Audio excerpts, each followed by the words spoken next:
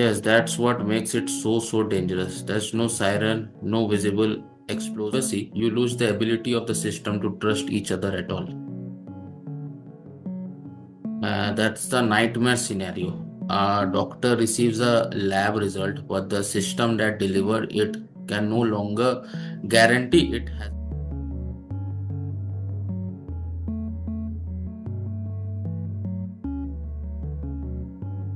Hey everyone, welcome back to SecureDApp. As always, this is your host and host Kunal, and today we are back with a new episode of Quantum Series.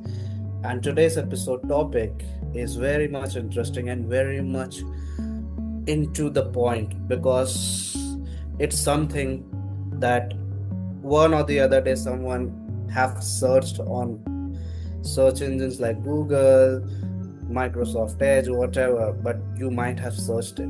So today's topic is what happens if encryption fails. And to discuss more on this, we have Rahul Kumar joining with us.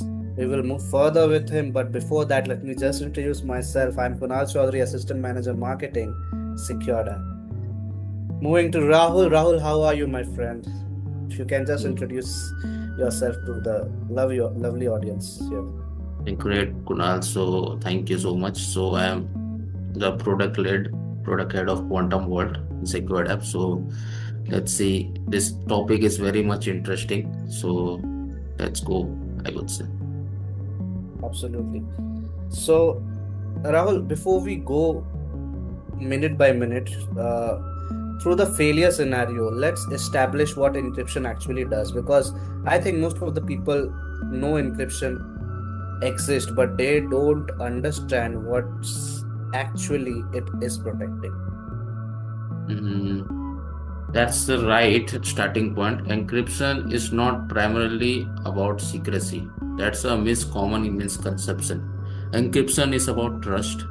It does three things that modern digital society depends on entirely. First, it verifies identity.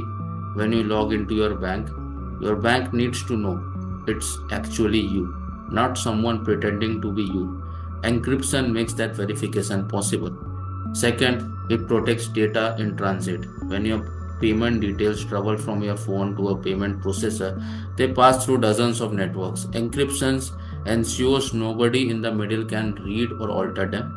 Third, it ensures integrity. When a hospital receives a prescription, it needs to know the prescriptions hasn't been modified in transit. Encryption provides that guarantee. So it's not just hiding information, it's a mechanism by which digital systems uh, Trust. trust each other. Yeah. Exactly. Every HTTPS connections, every encrypted API call, every signed certificate, and every authenticated transactions, all of it depends on cryptographic trust. Remove that, and you don't just lose privacy, you lose the ability of the system to trust each other at all. Absolutely. Let's start at minute zero, Rahul. Encryption suddenly fails. What happens first? At first, almost nothing happens different to regular people. People are drinking coffee, commuting, checking their phones. The world looks completely normal. But underneath the surface, digital trust begin collapsing. Secure connections can no longer be verified. Authorities begin flagging anomalies. Identity systems start throwing errors. Security operations centers worldwide begin seeing alerts they've never seen before. So it would not be wrong if I say the crisis starts invisibly inside systems, not on the streets. Yes, that's what makes it so dangerous. There's no siren, no visible explosion, just quietly the foundation that everything runs on begin falling. And the first people to know are network engineers, security analysts, reliability engineers, and they are looking at their screens thinking this can't be right. Yeah, because they have never seen this failure mode before. Yeah, it's unprecedented. The incident response playbook don't cover it because nobody planned for total cryptographic failure. They planned for breaches. for ransomware, for DDoS, not for the trust layer itself breaking. Absolutely. So 10 minutes in, we are going in real time, Rahul. Let me just tell you. Banks notices. Yeah, banks are among the most encryption dependent institutions on the planet. Every single transactions involve cryptographic verifications, your card payment, your wire transfer, your mortgage payment, and your trading order. Every one of them. When encryption fails, the bank systems can no longer verify that a transaction is legitimate. And is this payment request really from Kunal, or is someone impresenting Kunal? The cryptographic answer to that question is no longer works. Yeah, so the bank face an impossible choice. Yeah, process transactions, they can verify and risk massive fraud or halt transactions and trigger panic. Most will do what regulators have trained them to do, move into emergency protocols, restrict high value transactions, alert central banks, contact cybersecurity response agencies. So these are the things. Absolutely. And the public starts noticing because the payments starts failing. That's the moment it becomes real for ordinary people. Your card gets declined at the grocery store, your mobile transfer doesn't go through. You check your banking app and it says service temporarily unavailable. At minute 10, the public still doesn't know why, but they know something is wrong. Absolutely. And coming to 20 minutes in, healthcare, and this is where I think stakes becomes genuinely life-threatening. Healthcare is the sector where encryption failure has the most direct human consequences, and it's not just about patient data being exposed, it's about systems being unable to function. Electronic health records depends on secure access controls. Only the right clinician should see the right patient records. That access control is cryptographical enforced, and prescription systems, a pharmacist needs to verify that prescription was actually authorized by a licensed physician. That verification is cryptographic. And even diagnostic equipment in modern hospital communicates over encrypted network, lab results, imaging, test results, all of it. Absolutely. And when the trust breaks, clinicians can't verify the information they are acting on.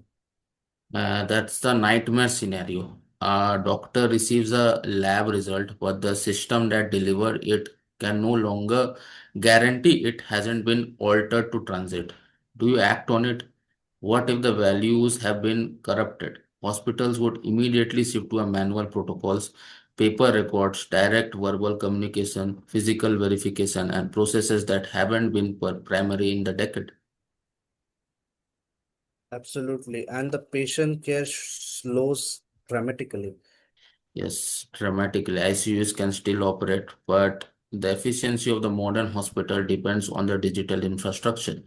Remove trusted digital infrastructure, and you are running a 21st century hospital on 1990s capacity. Yeah, absolutely. I completely agree with this on you, Rahul. Okay. Coming back to the 30 minutes, uh, in airports, So what in will be the what? situation? Yeah. So in modern aviations, I would say depends on secure digital infrastructure at every layer. Identity verification at check-in, passenger manifest transmitted to border agencies, baggage tracking and reconnaissance, gate management systems, air traffic coordination networks. So these are the things. Yeah, and the most specific thing is air traffic control specifically because that's the critical one. Well, air traffic control systems are heavily hardened. They have multiple redundancies, and specifically for scenarios like this. The aviation industry has invested enormously in resilient fallback systems, but a border airport operational environment is more vulnerable. The system that process 1 lakh passengers a day at major hub I would say those system depends on fast, trusted digital communications. And when the trust becomes uncertain, you move to manual check-in, manual verification, and manual coordination. And manual doesn't scale to 100,000 passengers. Absolutely. So flight don't necessarily crash, but airports stop functioning efficiently. Yes, exactly. The safety critical systems hold. The operational system grind to a halt, and passengers begin missing connections, freight stops moving, supply chains begin feeling the pressure. Absolutely, Rahul. So coming to 45 minutes, telecommunication, which is particularly dangerous because communication is how you respond to everything else on this list. Yes, that's exactly the compounding problem. Telecom becomes critical during any crisis, but telecom itself is a cryptographically dependent. Modern 4G and 5G networks use encryption extensively. Authentication between your device and the network, protection of the communication in transit, network management and control plane operations. Telecom operators would have to make fast decisions about which service to maintain, emergency services first, then critical infrastructure communications, then consumer services. So consumer communications might not get deprioritized while the crisis is managed. Yes, absolutely, possibly, and that creates a terrible secondary problem. The public is watching their payment fails, their apps stop working, the news apps aren't loading, and now their phone calls aren't going through. The psychological important impact of that cascade start creating panic, not because infrastructure has physically collapsed, but because every digital touch point in the people's lives has gone silent. Absolutely. 1 hour later, when we come to governments, what happens? So by now, national cybersecurity agencies have activated their highest response levels because encryption protects diplomatic communications, national defense infrastructure, intelligence systems, government digital services, critical national records. Every modern government has encryption deeply embedded in its operational architecture. And every government has been worried about a scenario like this, not from a software failure, but from a quantum computing. And this is where the conversation becomes very current. Extremely current. The reason quantum computing represents such a threat is precisely this. A sufficiently powerful quantum computer could break the encryption standards that everything we have just described depends on, not theoretically, actually. NIST finalized post-quantum cryptography standards in 2024. The migration to quantum resistant algorithm has begun, but it's slow. And the window between when quantum computers become capable enough and why migration is complete, and is the most dangerous period in cryptographic history. So this thought agreement experiment isn't just a thought experiment. No, it's a timeline that security professionals are racing against right now. Got it. 2 hours in financial market, Rahul. Markets are built on confidence and confidence in systems, confidence in counterparties, confidence in settlement. All of that confidence is underpinned by cryptographic trust. When digital trust fails, the uncertainty alone drives volatility, not confirmed losses, just uncertainty. Institutional investors begin pulling risk. High frequency trading algorithms trip circuit breakers. Central banks scramble to issue resurgence, but resurgence don't work when the systems delivering them can't be trusted. And this is where the macroeconomic consequences become enormous, I guess. And So global trade depends absolutely. on trade depends on trusted digital payment rails. Supply chain financing depends on verified digital contracts. Cross-border transaction depends on cryptographic authentications. A 2 hour window of broken encryption would not collapse the global economy, but the confidence damage would take weeks to repair. Confidence damage in financial systems has cascading real world consequences. Lending slows, investment pauses, and growth stops. Yeah, because trust, once broken, takes far longer to rebuild than it took to break. Yes, that's the core lesson. Encryption isn't just a technical control, it's an economic infrastructure like contracts, like property rights, like currency. It makes modern economic activity possible. Absolutely, Rahul. So, Rahul, thank you for sharing your perspective. It was really nice to hear all the info that you shared with us. Any final words before we wind up? I would say encryption is the foundation of that trust, which protects us and modernizes us before someone else breaks it for you. Absolutely. And how does quantum vault particularly protects this encryption? Quantum vault helps you, I would say, help your data to be safe by this encryption of the future by rotational keys, API keys, and all. So, which will help you from the future quantum threat, the real-time quantum threat in future.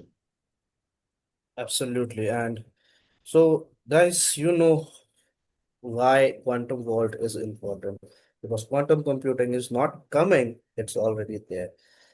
So, thank you so much, Rahul, for joining. Thank you so much for sharing your perspective on this particular topic. Uh, People who have watched till here, I think you might have liked this video. If you did so, please hit the like button. Share this video with your friends, families, and colleagues. Subscribe to our YouTube channel, SecureDApp. Follow quantumwall.tech in LinkedIn. Follow quantumwall. Get into the website of quantumwall.tech and understand how quantum world works. With that, we will sign off. We will definitely see you next time. But till then, stay safe, stay secure, and as always, I say, stay ahead. Thank you so much, Rahul. Thank you, Kunal.